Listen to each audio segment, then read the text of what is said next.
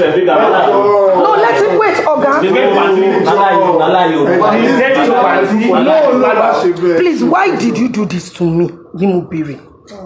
Please, I don't want them. I know you are saying you are sorry, but I know you. Did I do anything to offend you? No. Why would you molest a 7-year-old?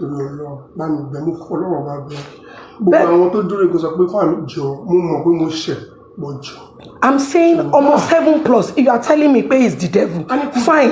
You should not talk about devil now. Only thing they are doing now.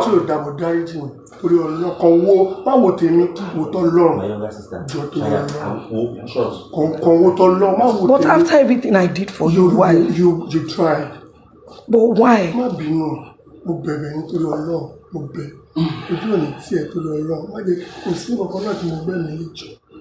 But I want to understand. I took out my time, registered you in the school. The only thing I didn't even do was allow you to stay in my house.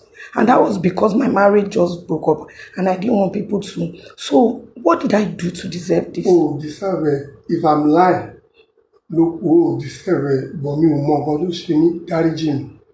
Mo bẹ̀bẹ̀ tó bá kọ̀rọ̀ pẹ́pẹ́ gbé mi lọ ẹ jẹ́ kí n kàn pa ní ẹjọ́. No, you have not even answered my question. Why molest a 7-year-old? I'm not saying more carrying me. Mo mọ̀ pé mo ti ṣe tí ò dá kò dé carrying. Is sexual molestation, is it right? You just tell me I don't understand you about this man.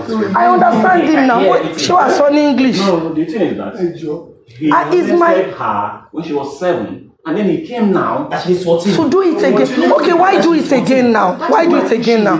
Okay, tell us why do it again now? I won't say not do it. No, but why do it again now? I'm going to come. Why do it again now? Why do it again now? Speak English. Don't bring my bag. I'm very sorry. Why do it again now? I'm very sorry. Maybe we should just hand him over They are to. coming. They are already on their way.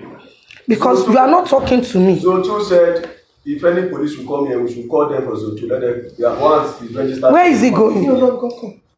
Ma, leave it. Ma, no, don't bother. Sit down back. Ma, bother. I'm talking to you as a friend because I know that you had issues. And that issue, I went all out. I'm asking you why harass a child at 7 years old and come back and harass her at 14. You are not giving me any cogent reason. You are saying it's them. But Muti, you didn't drink.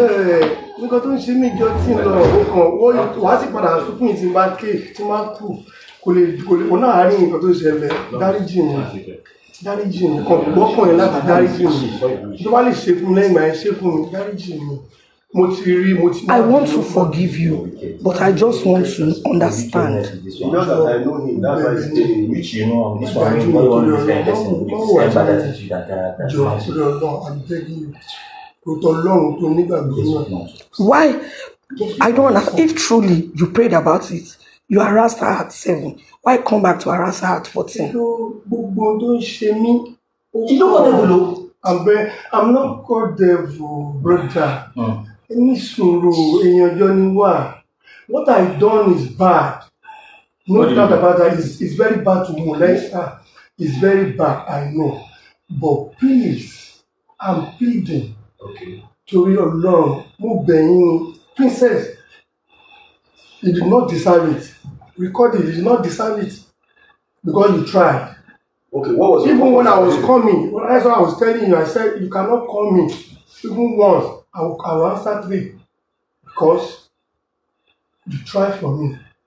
Hey, Joe, just help me. Okay, what was your aim now? What was your aim? To just destroy her life? Or There is no aim. When there is problem, this spiritual problem, you have spiritual problem. You can't even know, she knows. That you have, know what she has. you have spiritual problem. She even gave me a number. Someone to go and meet 1 or 2 people. I gave you a pastor's number when you have problem with your marriage. Did I know that you can molest a 7-year-old or harass a 7-year-old? But you are not making me understand. If you are saying the devil, that was some years ago. You repeated it again.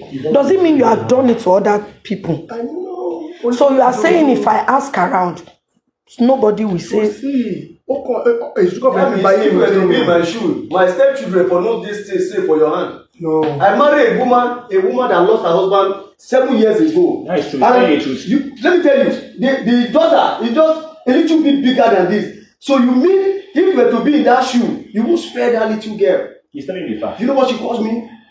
Daddy. He's not the father. She did not joke with me. He's Are the old father. enough to be her father. Do you understand? We Why sleep do- together in the same bed. Ah, It's like my blood. As in, don't like it, she's my blood. You see the mother. If I call her any see. No, His intention. His intention. Not. that's what I'm saying. It's My wife intentional. left me. My Lanre, wife left me Lanre, at the point of no intentional. men. If it's not intentional, My wife if it's not left me 3 intentional, children. good children. Three children, back. boys.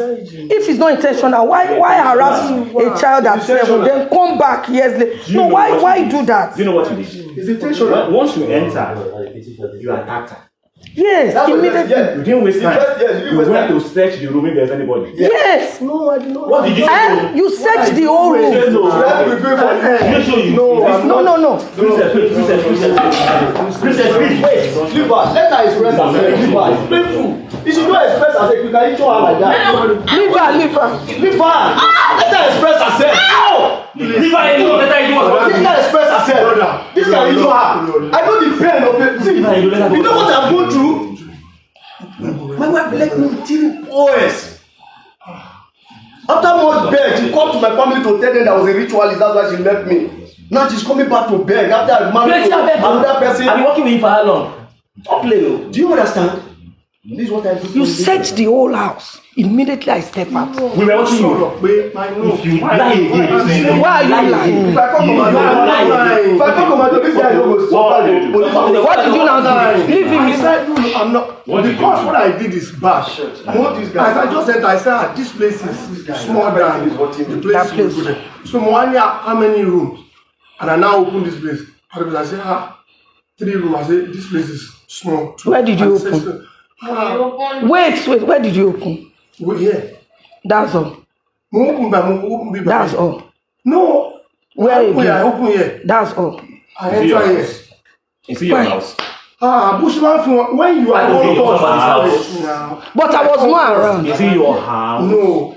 Was the owner around? But No. close. So what? Ah, you have never been Because you here are close, before. that's why you molest her daughter. No. That's what you're Now- telling me. That you feel free. To pay her back with that. I did bad. Anywhere I did bad. I don't need to hide my feelings or anything. I'm not lying. Please. But I'm saying why harass her again? That's why I In the space say of 7 twice. years, not That's why we are asking. that's the thing. Ayele. Ejo. Ayele, only for your side, Ayele. Please. After 7 years, I'm you just- came back again. Because God is good. Want to boxing contest now. They are wasting time. So I should leave you with them. I know this Leave guy. him with I them. know him. Oh, bros, I'm not watching now. No. Party go go. If they face one side, they'll tell us side. No. Party go do all those ones. You think am? Ọ̀rọ̀ tí Ọlọ́run.